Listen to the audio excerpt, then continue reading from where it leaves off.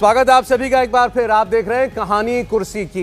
कहानी कुर्सी की में आइए बात करते हैं जरा मध्य प्रदेश की। मध्य प्रदेश में बीजेपी ने जो अपनी दूसरी लिस्ट निकाली, सब लोग हैरान रह गए क्योंकि उसमें केंद्रीय मंत्रियों के नाम थे। नरेंद्र सिंह तोमर, प्रहलाद पटेल उनका जिक्र था। उसमें 3 मंत्री, 4 सांसद, कैलाश विजयवर्गीय बड़े नेता, महासचिव पार्टी के, उनका नाम। अब इन नेताओं को लाने के बाद बड़ी चर्चाएं चलेंगी साहब। कांग्रेस वाले तो ये कहेंगे कि बीजेपी हार के डर से अब देखिए अपने बड़े बड़े नेताओं को उन्होंने मैदान में उतार दिया।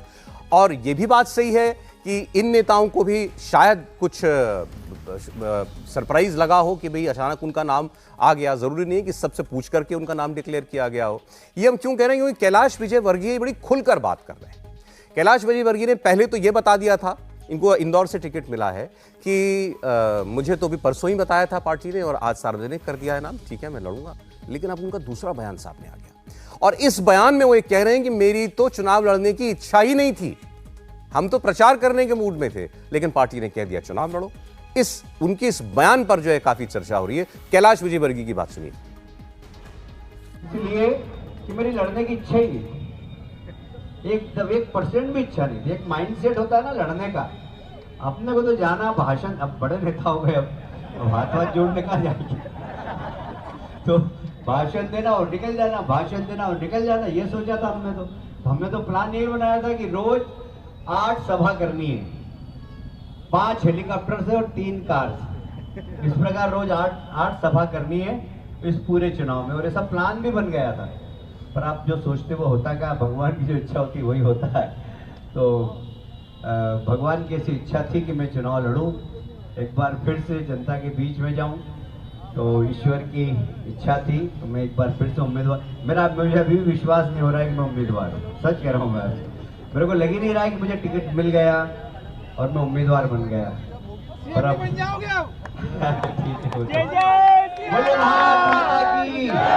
भारत माता की, भारत माता की। अब कैलाश विजयवर्गीय को जो लोग जानते हैं वो आपको बताएंगे कि बड़ा खुलकर बोलने वाले व्यक्ति हैं और मन में बात रखते नहीं, जबान पर आया बोल दिया। और कार्यकर्ताओं के बीच में तो नेता वैसे ही थोड़ा और ज्यादा जोश में होता है और ज्यादा खुल के बात करता है, तो वहां ही बात करते हैं। कांग्रेस पार्टी कह रही है कि यह अहंकार है कि मैं चुनाव लड़ना ही नहीं चाहता था, मेरा तो माइंड मेकअप नहीं था चुनाव लड़ने का, हम तो जो हेलीकॉप्टर से प्रचार करना चाहते थे, पार्टी ने टिकट दे दिया, ठीक है चलिए लड़ेंगे। लेकिन कैलाश विजयवर्गीय को समझते हुए आप उनके इस बयान को कैसे देखेंगे? नहीं, ये बात ठीक है। कैलाश विजयवर्गीय हमेशा साफ गोई से बात करते हैं और खुलकर बात करते हैं। 2 वजह इसमें है। एक तो ये कि उनको टिकट देने का मतलब है कि उनके बेटे को, आकाश को, टिकट नहीं मिलेगा। वो उनकी एक तकलीफ हो, दोनों को तो नहीं मिलेगा, पार्टी मेरे ख्याल से ऐसा नहीं करेगी, है ना। तो एक तो वो तकलीफ उनको है। दूसरी तकलीफ है कि वो अपने आप को वाकई बड़ा नेता समझते हैं कि अब फिर विधानसभा जाऊंगा, चीफ मिनिस्टर बनेंगे नहीं, क्या होगा। और जो इंदौर 1 सीट है वो उनके लिए मुश्किल सीट है, आसान सीट नहीं है। हम लोग मानते हैं कि वो बड़े कांग्रेस की जीती हुई सीट है और वो कैंडिडेट वहां पर मजबूत है। तो दोनों तरह की दुविधा उनके साथ है। और वो ये भी जानते हैं कि वो चीफ मिनिस्टर कैंडिडेट नहीं है। यदि पार्टी उनको ये भी मैसेज देती कि वो चीफ मिनिस्टर कैंडिडेट होंगे तो शायद वो दूसरे तरीके से बात करते। एंकर आप ये कह सकते हैं अब मेरा हाथ जोड़ने के टाइम नहीं रहा मैं जनता, अब ये तो उनको पता नहीं कि प्रधान सेवक भी जो है हाथ जोड़ते रहते हैं अभी तो सबके लिए। नेता कभी बड़ा नहीं हो सकता जनता के आगे, लेकिन वो उनकी अपनी तरीके की स्टाइल, वो एंकर की बात। कई बार नेता जब बात करता है तो हर बार दिमाग में ये नहीं होता ना कि ये बात फिर मोबाइल घूमने लगेगी, अब वो घूम गई। अपनी स्टाइल है, लेकिन वो नहीं चाहते होंगे कि अब ये वापस आए। एक तो 10 साल बाद उनकी घर वापसी हुई है। शिवराज जी ने उनको मध्य प्रदेश में घुसने ही नहीं दिया, आप बंगाल भेज दिया, कहाँ भेज दिया। अब अचानक आप उनको लाकर ये काम कर रहे हैं क्राइसिस में, और उनको लगता है अभी पार्टी क्राइसिस में। अब चाहे कैलाश विजयवर्गीय हो, नरेंद्र सिंह तोमर हो, प्रहलाद पटेल हो, ये सारे नेता जो थे, मंत्री जो हैं, ये अब इनको सजावटी उम्मीदवार कह रहे हैं कमलनाथ। सवाल ये है कि क्या ये लोग वाकई मन से चुनाव लड़ेंगे? नहीं, देखिए क्या है, नरेंद्र सिंह तोमर बड़े नेता बन गए, 9 साल से केंद्र में मंत्री है, 15 साल पहले वो विधायक रहे थे, देश की राजनीति देख रहे हैं कि राज्यों के प्रभारी रहे, चुनाव प्रभारी रहे वो लगातार। कैलाश विजयवर्गीय 10 साल पहले विधायक रहे, महासचिव बनकर दिल्ली में काम कर रहे थे। अब इन नेताओं को जो प्रदेश के टिकट बांटने में भूमिका निभाते थे, अगर इंदौर में मध्य प्रदेश में अगर टिकट की बात होती तो नए नेता इनके पास टिकट मांगने जाते थे और ये बताते थे पार्टी को कि भाई कौन उम्मीदवार अच्छा है, किसको बनाना है। आज उन्हीं कैलाश विजयवर्गीय को टिकट दे दिया कि आप विधायक का चुनाव लड़ो। मतलब आपने वहाँ के जो जिलाध्यक्ष है उनके बीच में आपने कैलाश विजयवर्गीय को बिठा दिया है, बराबर किसमें बिठा दिया है कि आप रोज जिलाध्यक्ष से बात। इसका असर क्या होगा? इसका असर ये होगा कि बेसिकली अब ये बात कार्यकर्ता भी जानता है कि ये चुनाव इनको खुद को नहीं मालूम था कि पार्टी को टिकट दे रही है। जब पार्टी के अंदर इतने बड़े लेवल पर निर्णय हो रहे हैं कि राष्ट्रीय महासचिव को नहीं मालूम, नरेंद्र सिंह तोमर जैसे दिग्गज नेता को नहीं मालूम कि पार्टी उन्हें विधानसभा चुनाव लड़ाने जा रही है, तो कार्यकर्ताओं में मैसेज सीधा चला जाता है कि अब नरेंद्र प्रदेश सिंह तोमर को नहीं मालूम था, आप खबर बताई दीजिए। बिल्कुल, नरेंद्र सिंह तोमर को कहीं खबर नहीं थी इस बात की। 2018 में भी वो संयोजक थे, पूरा प्रदेश का चुनाव का जिम्मेदारी उनके पास थी। इस बार भी संयोजक उन्हें इसलिए बनाया गया था कि पूरे प्रदेश में आपको चुनाव की प्रबंधन देखना है। और उन्हें बाद में मालूम पड़ा कि जब सूची जारी हुई कि मुझे दिमनी से लड़ा रहे, दिमनी की तो वही नहीं, वो रहते हैं ग्वालियर में, पूरा परिवार ग्वालियर में रहता है, ग्वालियर से विधायक वो रहे। भी टफ सीट है।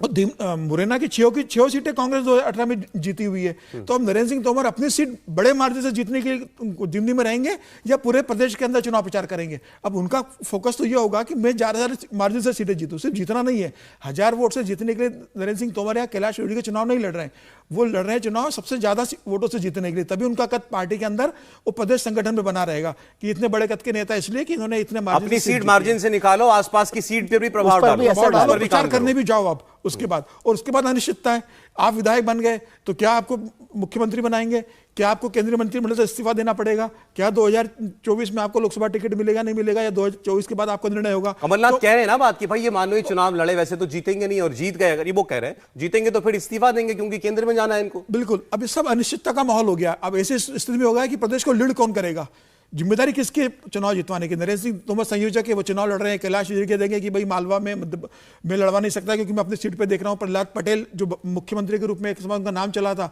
वो कहेंगे मैं चुनाव लड़ रहा हूं। तो अब वहां पर इतनी भ्रम के कार्यकर्ताओं को भी स्थिति ऐसी उत्पन्न हो गई है कि अब वो इस चीज से कैसे डील करो। बड़े नेताओं के लिए बड़ी लेकिन अब समस्या हो गई आदेश है तो इनको तो लग के लड़ना ही चुनाव पड़ेगा। लड़ेंगे, उसमें तो कोई दो राय पार्टी नहीं है, का आदेश हो गया तो भाई चुनाव लड़ेंगे। लड़ना ही। लेकिन फिर भी अब पार्टी के कार्यकर्ताओं का पूरी संवेदना व्यक्त करने का मन कर रहा है इन नेताओं के साथ फिलहाल तो ऐसा और लग रहा इस्तीफा है उनको कि ये भी हो बेचारे, मेरे तो कैलाश विजयवर्गीय के लिए बहुत सम्मान बढ़ गया। बेचारे कितने मन से एक तरह से रुदन कर रहे थे उस जो कार्यकर्ताओं से बात कर रहे थे कि अब तो इतनी ईमानदारी से साफगोई तरीके से बोले। और सच में, और आज से 5 साल पहले मुझे ध्यान है, मैं बीजेपी कार्यालय कभी कभी जाता था जब थोड़ा ज्यादा सक्रिय था, तो ये तो अमित शाह के खासम खास कैलाश जी का दुख तो डबल हो गया ना सर। पश्चिम बंगाल के इंचार्ज बनाए गए थे और शिवराज के नेचुरल रिप्लेसमेंट की तरह से इनको देखा जाता कैलाश जी का दुख डबल हो गया। आज बेचारों की, मतलब आपने खुद ही उनको चुनाव लड़ने उतारे। और जैसे आप कह रहे हैं इसमें एक चीज मैं जोड़ना चाहता हूँ, कैलाश जी का दुख डबल इसलिए है कि जब सुमित्रा महाजन का इंदौर से टिकट न लड़ने का तय हुआ तो सबको मालूम था कि कैलाश विजयवर्गीय ही इंदौर से चुनाव लड़ेंगे, सबसे बड़े नेता वो नहीं दिया गया था। तो 2019 में आपने उनको टिकट दिया। नेता के मन में जो वो हो सो हो, पार्टी को ये पार्टी के लिए तो चुनाव जीतना इंपॉर्टेंट है ना, चुनाव निकालो। कैलाश जी को तो ये लगेगा ना कि आपको लड़वाना तो लोकसभा चुनाव लड़वा देते। कैलाश विजयवर्गीय, अगर इन लोगों को नहीं मालूम कि इनको टिकट मिलने वाला है तो पार्टी है कौन? फिर तो वही बात है ना जो सब कहते हैं लेकिन कि भाई पार्टी तो 2 ही जने हैं। मैं संजीव आपसे, समीर से समझना चाहता हूँ। समीर मध्य प्रदेश को ज्यादा समझते हैं। जिन लोगों के टिकट मिल गए उनको तो पता नहीं था, अभी जिनको टिकट नहीं मिला उन्हें पता है कि उनको मिल रहा है कि नहीं मिल रहा। दिग्विजय सिंह की बात सुनाता हूं आपको। इसी बात पर दिग्विजय सिंह ने जो है एक नया विवाद कह लीजिए आप मध्य प्रदेश के चुनाव में एक और सुरसुरी छोड़ दी है। दिग्विजय सिंह ये कह रहे हैं कि ऐसे ऐसे लोगों को यहां लाया गया है चुनाव लड़ाने के लिए, तो इसका मतलब यह है जो गुजरात में मोदी जी ने किया था, सारे मंत्रियों के टिकट काट दिए, मुख्यमंत्री को भी बदल दिया, सब बदल दिया, ऐसे ही मध्य प्रदेश में भी पूरे घर के बदल डालेंगे। सुनिए। ये घबराहट का प्रमाण है, एक सूचक है कि मोदी जी घबराए हुए हैं, अमित शाह जी घबराए हुए हैं। मैंने आज, मुझे कुछ लोगों ने फ़ोन किया कि वो प्रयोग जो गुजरात में किया था कि सारे मिनिस्टर सबके टिकट काट दिए, वो यहाँ भी प्रयोग हो सकता है। इसका मतलब ये होगा कि मुख्यमंत्री से लेकर जितने मंत्री हैं सबके टिकट भी कट सकते हैं भाजपा के। लेकिन क्या होता हमें कोई फर्क नहीं पड़ता, जनता मन बना चुकी है, कांग्रेस के पक्ष में लहर है।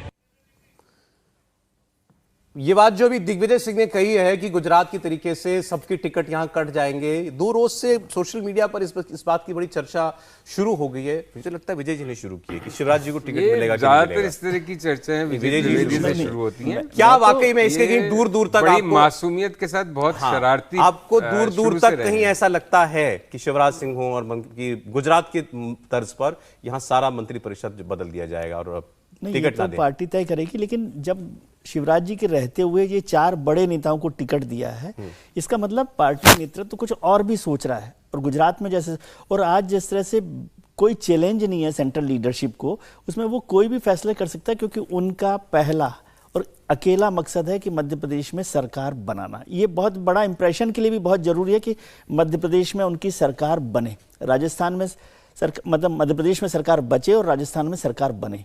मैं कह रहा हूँ ये 5 राज्यों के चुनाव हो रहे हैं, भारतीय जनता पार्टी का फोकस केवल 2 राज्यों पर है, मध्य प्रदेश और राजस्थान, जिसमें मध्य प्रदेश में बचनी चाहिए सरकार और राजस्थान में बननी चाहिए सरकार। लेकिन गुजरात के साथ तुलना इसकी थोड़ी मुझे ठीक नहीं बैठती लग रही, जो दिग्विजय सिंह कह रहे हैं। गुजरात में चुनाव से काफी पहले भूपेंद्र पटेल को ला दिया गया था। दिग्विजय सिंह कह सकते हैं कांग्रेस के नेता हैं, लेकिन फिर भी समीर जी बता सकते हैं कि जिनके टिकट अभी नहीं अनाउंस हुए हैं उनको मिलेंगे कि नहीं मिलेंगे?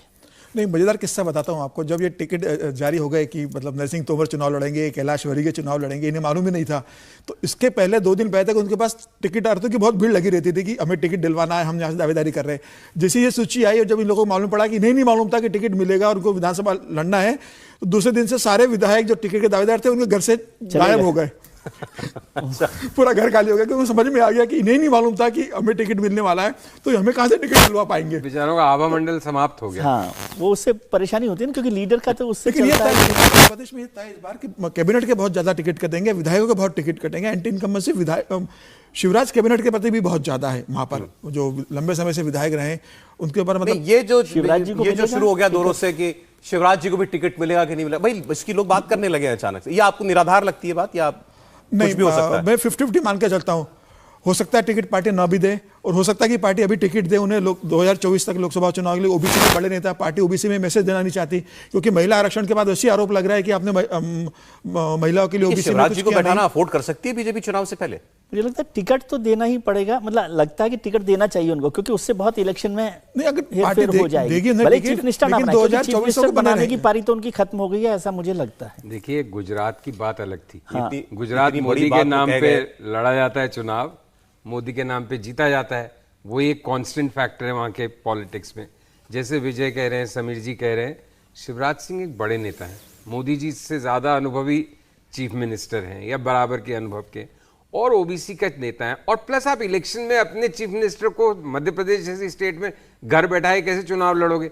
गुजरात में लड़ सकते थे, क्योंकि गुजरात आपकी लैब है, इसलिए उनको बैठाना तो बहुत मुश्किल काम है। लेकिन आपने तो डिक्लेयर कर दिया कि जीत भी गए तो सीएम नहीं बनेंगे, चीफ मिनिस्टर तो नहीं बनेंगे, ऐसा मुझे लगता है। मेरे को तो नहीं बनाना, तो मेरा डिक्लेयर करना नहीं है, मेरे को जो लगता है वो मैं बात कर रहा हूं। विजय जी का कहना सही है, संभावना बहुत कम है शिवराज सिंह के मुख्यमंत्री अगर कह रहे हैं तो उसका, लेकिन समस्या ये भी है कि इतने बड़े कद के नेता को खाली एमएलए बना के कैसे रखेगी पार्टी? सही बात है, ये भी बड़ी समस्या पार्टी के सामने। 2024 का लड़ेंगे ना, विदिशा से इलेक्शन। यही कारण था कि विजय रूपाणी को भी टिकट नहीं दिया था जब मुख्यमंत्री। दूसरे खेमे की एक खबर आपको बता देते हैं, वहां पर आज रीवा के अंदर अखिलेश यादव पहुंचे हुए हैं, वो मांग रहे हैं 4 टिकट कांग्रेस पार्टी से, और कमलनाथ साफ कर चुके हैं कि मध्य प्रदेश में मैं किसी को घुसने नहीं दूंगा, ये मध्य प्रदेश का चुनाव पूरा हम लोग मिलकर अकेले लड़ेंगे, कांग्रेस पार्टी लड़ेगी। अखिलेश यादव का कुछ प्रभाव है क्या कुछ चीजों पर? जो मध्य प्रदेश की जो बॉर्डर उत्तर प्रदेश से जुड़ती है रीवा वाले एरिया की, वहां से उनके 2 एमएलए चुने भी गए थे। 2 एमएलए चुने भी गए थे और 4 सीटों पर वो क्लोज मार्जिन से हार गए थे, 2nd नंबर पर रहते पिछली बार 3 जगह उनका। तो मुझे ऐसा लग रहा है कि अब अखिलेश यादव ये कह रहे होंगे कि भाई मैं 5 उम्मीदवार घोषित कर चुका हूं, आप मुझे अगर 4 सीट देंगे तो बाकी जगह मैं अपने उम्मीदवार नहीं उतारूंगा। लेकिन वहां पर कांग्रेस भी अच्छी स्थिति में है, तो मुझे नहीं लगता कि कमलनाथ इसके लिए तैयार होंगे। एक इंटरेस्टिंग खबर है छिंदवाड़ा को लेकर के। छिंदवाड़ा कमलनाथ का घर, जहां से उनके बेटे अभी सांसद हैं, खुद विधायक है। कमलनाथ के घर के अंदर एक टिकट कल तीसरी लिस्ट बीजेपी ने जारी की, मोनिका भट्टी को दिया है। ये अखिल भारतीय गोंडवाना पार्टी की अध्यक्ष हुआ करती थी, बीजेपी में आ गई और ये अमरवाड़ा सीट से जो है ये चुनाव लड़ रही हैं। एसटी रिजर्व सीट है। उसी छिंदवाड़ा की दूसरी एसटी रिजर्व सीट से नाथन शाह, इनको टिकट दिया गया है जुन्नार देव से। अब इन दोनों को टिकट देने का मतलब ये है, ये जो नाथन शाह थे ये नकुल नाथ के सामने चुनाव लड़े थे 2019 का चुनाव लड़े थे, तो ये 37,000 वोट से चुनाव हारे थे। अब ये कैलकुलेशन लगाई जा रही है कि गोंडवाना पार्टी अगर अब बीजेपी के साथ हो गई है और तो आज की परिस्थिति में छिंदवाड़ा लोकसभा भी सेफ नहीं रह गई कमलनाथ के लिए, और ये सारी की सारी विधानसभा जो कांग्रेस जीती थी इस पर प्रभाव डल जाएगा। कमलनाथ अपने घर में घिर जाएंगे। गोंडवाना का असर है पार्टी। ये मोनिका भट्टी के फादर थे, गोंडवाना पांत्री से विधायक थे, वहां पर विधायक रह चुके थे वहां से, और ये भी बहुत सक्रिय अपने क्षेत्र के अंदर। भारतीय जनता पार्टी ये जानती है कि महाराष्ट्र भारतीय जनता पार्टी का उम्मीदवार चुनाव नहीं जीत सकता, तो जैसे राजस्थान में उन्होंने किया कि नागौर से नहीं जीत सकते तो कांग्रेस के कैंडिडेट को लेकर आके चुनाव लड़वा दो, वैसे ही उन्होंने किया कि गोंडवाना गठबंधन पार्टी का छिंदवाड़ा के बेल्ट में एक अच्छा प्रभाव है। तो ऐसी स्थिति में उस वोट बैंक का और भारतीय जनता पार्टी का वोट बैंक जोड़कर निश्चित रूप से कमलनाथ के लिए एक परेशानी का सबब बनेगा।